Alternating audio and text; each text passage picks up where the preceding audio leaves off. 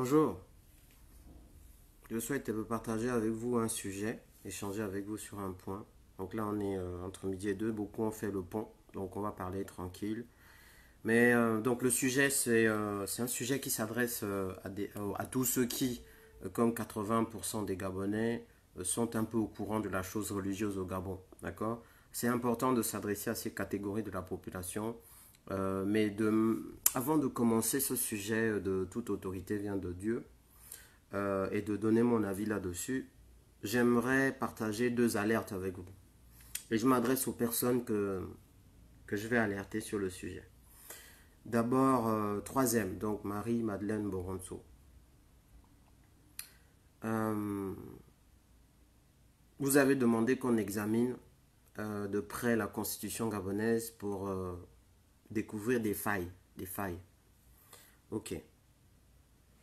Donc ça, on sait. Et donc, il y a une brochette d'experts qui travaillent avec vous sur le point. On ne sait pas dans quel sens ces failles doivent aller. Qu'est-ce que vous voulez découvrir exactement comme faille? Ça, là, je ne peux pas dire. Mais on sait. Lorsque l'ambassadeur de France est entré dans les locaux de la Cour constitutionnelle il y a 2 jours, 3 jours, donc le soir même, il y a eu un sujet sur Gabon Première. Il y a des gens qui l'ont vu entrer et qui ont tweeté que l'ambassadeur de France au Gabon était entré dans les locaux de la Cour constitutionnelle. Peut-être que c'est ce qui explique que le sujet soit passé le soir sur Gabon Première. Tout ça pour dire que les gens sont décidés à ce que l'alternance se passe au Gabon. Ils sont décidés depuis longtemps et plus ça avance, plus on voit l'état du pays, plus on sait qu'il faut un réel changement. Donc, de plus en plus de gens seront de moins en moins d'accord avec tous ceux qui voudront empêcher le Gabon de se redresser. Ce n'est pas une histoire d'opposition, de majorité. C'est que, actuellement, le Gabon coule. Et que de plus en plus de Gabonais ont réalisé qu'on ne peut plus continuer comme ça. Les autorités françaises et américaines craignent qu'il y ait une destruction de tout ou partie du Gabon à cause de la transition qui s'annonce. Tout ça repose sur vous. Et vous le savez très bien. La lettre du continent, dans son dernier article, il y avait 2 articles différents. Il y a un article qui parlait de Madame Milebou. Donc là, c'est le deuxième article. Et puis un article qui parlait de l'état de santé d'Ali Bongo. Dans ce deuxième article qui parlait de Madame Milebou, il était clairement dit que la présidente de la Cour constitutionnelle est une des personnalités les plus importantes et les plus puissantes du Gabon. Parce que c'est elle qui, au finish, fait le président. C'est elle qui décide qui doit passer président. C'est elle qui donne le dernier mot.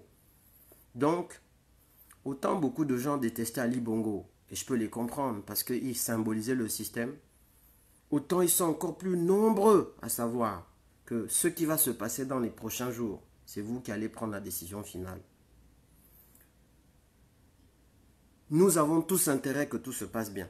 Tous. C'est-à-dire que aussi bien les puissances internationales pour les raisons qui leur sont propres, mais plus encore pour la nation, parce que ça ne sert à rien que la nation se retrouve dans un trouble terrible, qu'elle se retrouve dans des dégâts terribles. Ça ne sert à rien. C'est pas ça ce qu'il faut pour le Gabon. Vraiment, vraiment, ça ne sert à rien. Et beaucoup de Gabonais, malgré la douleur, savent au plus profond d'eux-mêmes que s'il faut trouver un moyen de faire une transition, mais une transition juste et équitable, une transition juste dans la paix, c'est ce qu'il faut. Il ne faut donc pas mettre le feu aux poudres. Premier message passé. Deuxième message. Ce qui est intéressant avec les systèmes dictatoriaux, c'est que ils sont prévisibles. Ils sont très prévisibles. Ils ne savent pas, on appelle ça l'inertie. Ils ne savent pas bouger, ils ne savent pas évoluer, ils ne savent pas s'adapter. Ils ont des fondements. Et plus ces fondements sont vieux, plus ils sont prévisibles. Donc, là, je vais m'adresser à un deuxième interlocuteur. La grande loge du Gabon. Un président de la République, futur ou passé du Gabon, ne peut pas l'être sans avoir été intronisé chez vous. Chez vous. Grande loge du Gabon. Pour que ce président soit intronisé, il faut que des grands maîtres européens descendent. Parce que c'est eux qui sont les grands maîtres de votre loge locale, puisque vous fonctionnez par système de hiérarchie et de pyramide. Donc, des grands maîtres sont descendus ou sont en train de descendre au Gabon. Je pèse mes mots. Et ils sont forcément dans des avions, des jets privés ou des avions normaux avec d'autres grands maîtres gabonais et c'est eux qui sont allés les chercher. Femmes, hommes, ça c'est votre problème. Donc, l'intronisation que vous êtes en train de préparer là, l'intronisation, je répète, l'intronisation que vous êtes en train de préparer là, il faut venir expliquer. Il y a sûrement des maçons qui vont regarder cette vidéo, des gens qui sont dans la grande loge gabonaise. Après, vous allez dire aux gens que non, moi je n'y suis pour rien, machin. Vous savez, l'intronisation qui est en train de se préparer, c'est le moment de démontrer que vous voulez d'une nation qui se redresse. Pas d'une nation qu'on enterre encore et encore et encore et encore sous les décombres. C'est le moment. C'est le moment. 80 à 85% de la population gabonaise, ils sont plutôt de pratiques chrétiennes. Donc les trucs de francs-maçons, et en plus c'est du christianisme souvent évangélique, en tout cas un christianisme qui divorce avec les pratiques dites ésotériques, puisqu'au Gabon, l'ésotérisme, c'est ce qui vient d'ailleurs. C'est-à-dire la maçonnerie, la rose-croix et tout ça, c'est pas notre truc. En même temps, le christianisme aussi est ésotérique. C'est une parenthèse que je fais. Donc, ils n'adhèrent pas à vos Wela. Mais par un concours de circonstances, c'est les Wela qui gouvernent. Mais il ne faut pas que les Wela deviennent le genre de Wé que non, là quand même, non. Les Wé que non, là quand même, non. Deuxième message passé. Maintenant, je sais effectivement qu'il y a des maçons de la Grande Loge du Gabon qui regardent cette vidéo. Je ne vous demande pas de venir faire des posts sur Internet pour dire que oui, oh, effectivement, il y a un truc qui se prépare. Vous êtes nombreux puisque c'est un plan de carrière au Gabon. Il y en a qui sont à différents niveaux de la hiérarchie maçonnique. Vous êtes là, c'est pas un secret, c'est un secret pour personne. Pour grimper dans le système installé aujourd'hui, il faut à minima être dans les Wela. Ça là, tous, on connaît ça. Vous êtes de l'autre côté, il n'y a pas de problème. Chacun choisit ce qu'il veut. Même si moi, je ne suis pas d'accord. Bon. Mais, les enjeux sont énormes. Les gars, les filles, les femmes, les dames, les hommes, les enjeux sont énormes.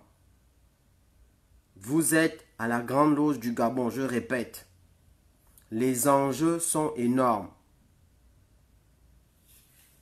J'ai fini mes 2 messages d'introduction. Maintenant, je vais passer au sujet du jour. Je pense qu'on se comprend. On se comprend très bien même. Je vais passer maintenant à mon message du jour et je ne parle pas de ce sujet comme un expert.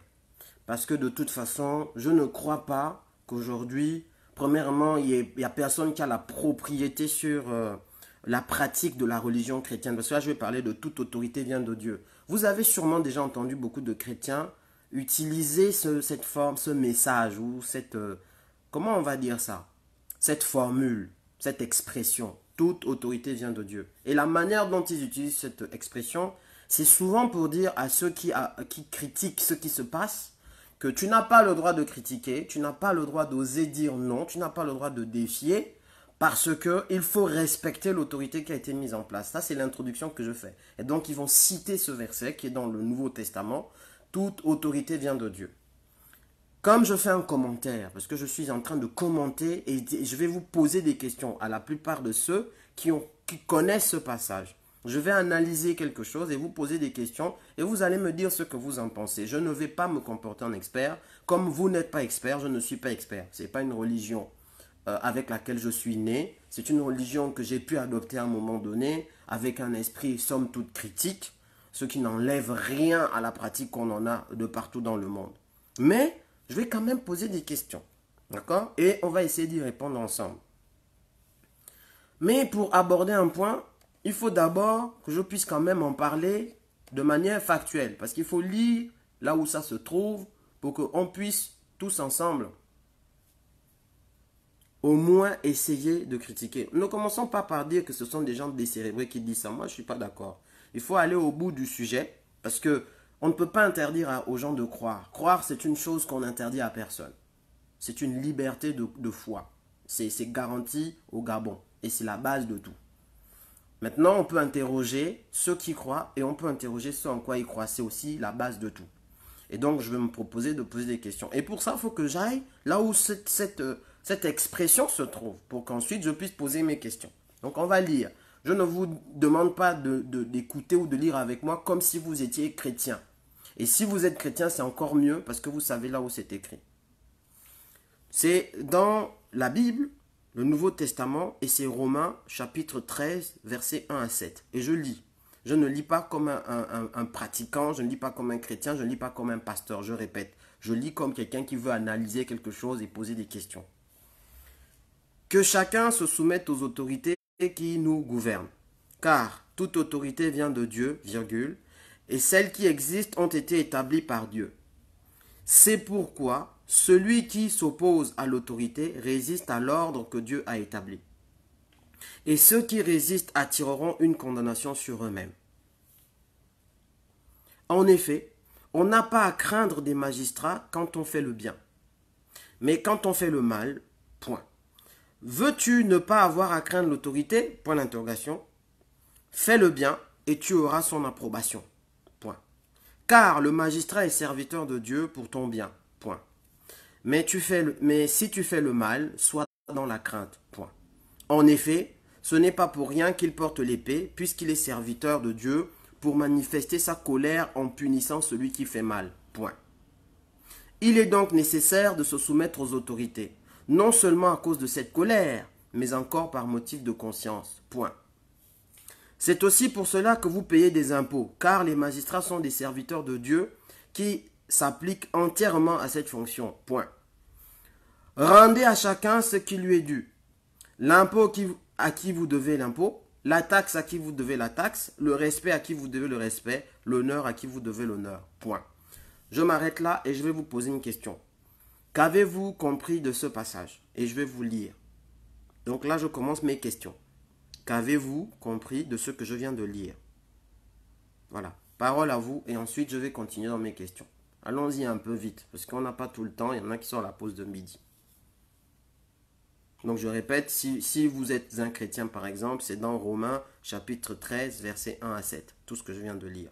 Donc, et si vous n'êtes pas chrétien, vous êtes juste un analyste, vous pouvez aussi ouvrir la Bible ou aller sur Internet, vous tombez sur ça. Qu'avez-vous compris? Comme ça, je peux avancer. On se donne 2-3 minutes maximum pour qu'au moins vous vous exprimiez et qu'ensuite, moi, je puisse avancer sur ce que je pense. Allons-y donc, je vous écoute.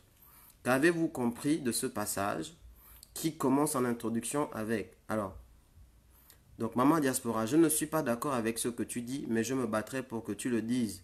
Entre parenthèses, un résistant. Oui, je comprends. Restons sur le sujet, parce que c'est le sujet fondamental d'une très grande partie de Gabonais, et cette très grande partie de Gabonais est chrétien pratiquant, et souvent les chrétiens évangéliques.